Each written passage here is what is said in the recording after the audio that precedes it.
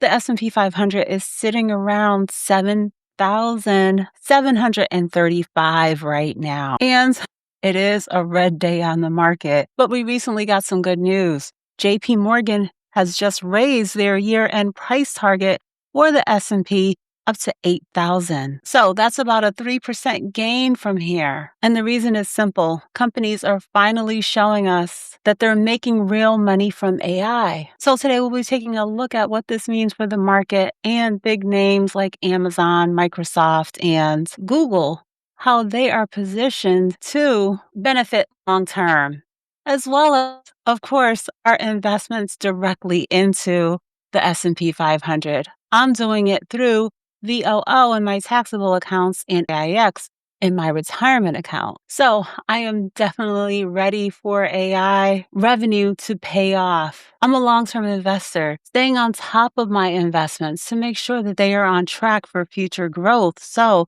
we'll also take a look at some of the price targets related to some individual companies. So a 3% increase may not sound significant, but we're talking about 500 companies here, and it shows that there's confidence them achieving stronger earnings, improving their margins by reducing costs, optimizing pricing, streamlining operations, showing us that AI is not just an idea, that it's actually impacting the revenue of these companies. So as we go through earnings, it's a turning point that allows analysts to see that tech is on track, that they are leading when it comes to cloud revenue. Those AI tools are being implemented in so many different ways.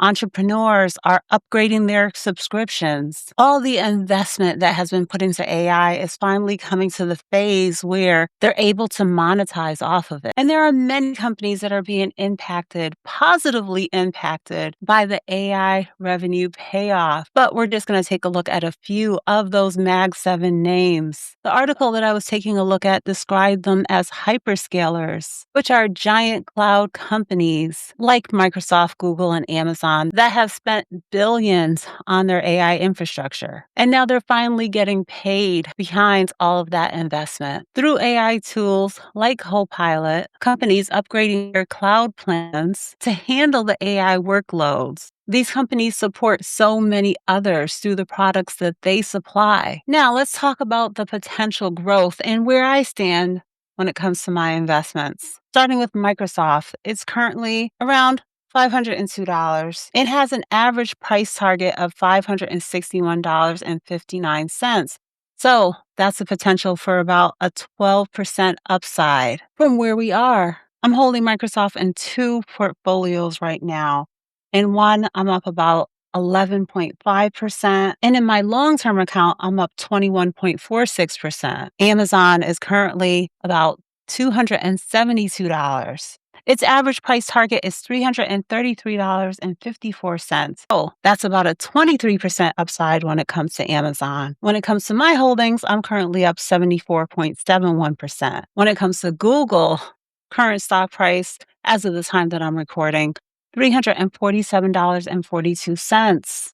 And the average price targets that Google is getting is $421.61. So that's a potential of a 21% upside. And I'm currently up about 145%. Now, these price targets are not guaranteed. I'm just looking at them for reference. I'm staying on top of my investments that I'm holding long term. But it shows me what Wall Street expects. They're looking forward to AI paying off and a boost to earnings when it comes to these big names. So this is an idea of the potential growth if these companies continue reporting those strong results. Now back to these headlines around the optimism of that AI spending finally giving these companies a boost. When it comes to individual companies, I have to be more mindful to make sure that they are on track for continued growth. But I usually stick to mega cap companies that are leaders in their industry, not anything new or skeptical.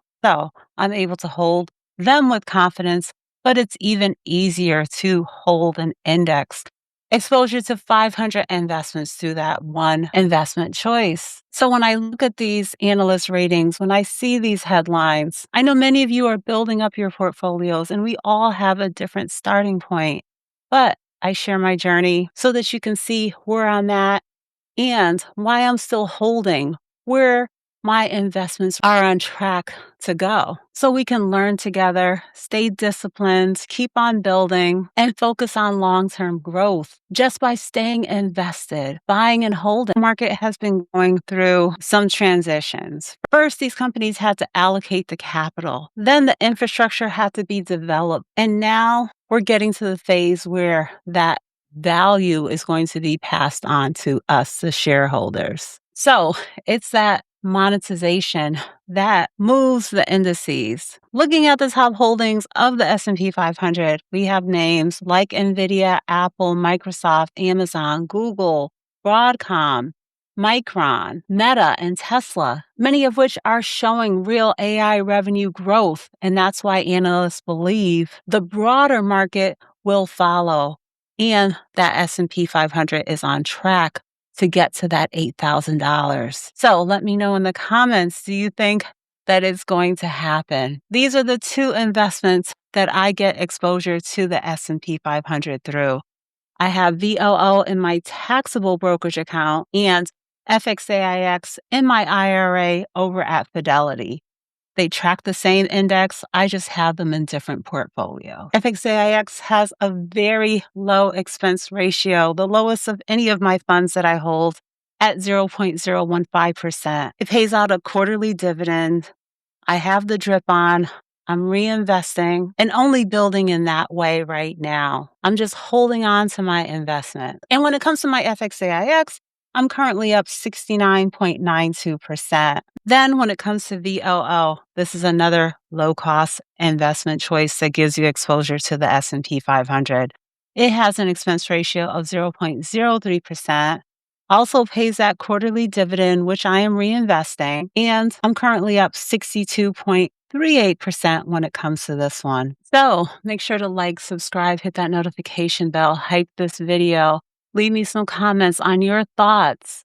Do you think that the S&P is on track to hit 8,000 this year? Which tech giant do you think is on track to have the most growth? One that I talked about today, like Microsoft, or other Mag 7 names like Meta. Make sure to share those thoughts and questions. Be on the lookout for the return of my Sunday live streams at 3 p.m. Eastern Standard Time, and check out my referral links. There are many ways that you can support the channel. Thanks for watching.